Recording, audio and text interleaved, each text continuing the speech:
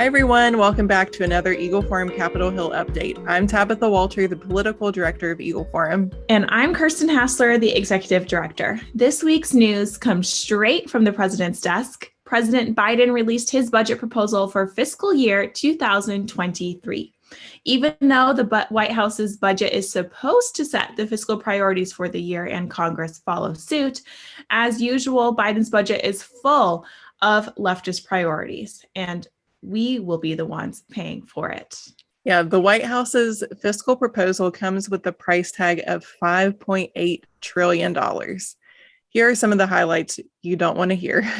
He is proposing $6.3 billion to resettle 125,000 refugees, $1 billion for the Violence Against Women Act, which is also expanded to include men who identify as women, and that's a 95% increase from the 2021 amount. $400 million to the Title X program, which funds abortion providers under the Biden administration. This is a 40% increase from the 2021 amount. $20.2 billion for pre-K, Head Start, and subsidized childcare, which is a 19% increase from last year.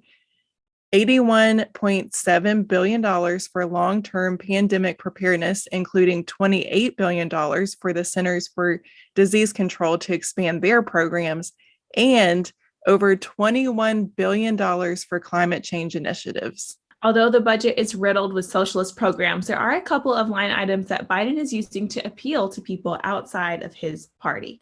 He proposes $774 billion in defense spending, which is more than years past. But don't be fooled.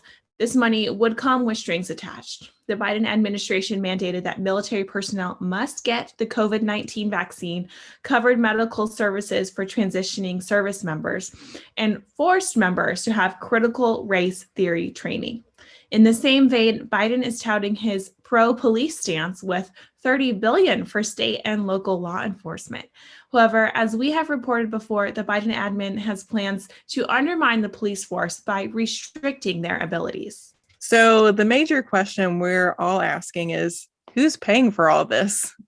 Biden claims that a 20% tax on households making over $100 million a year and a corporate tax increase to 28% will not only pay for all of these programs, but also reduce the deficit by $1 trillion over the next 10 years.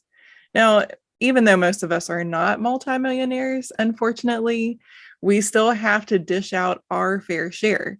Taxing corporations more will cause wages to lower and prices of products to rise.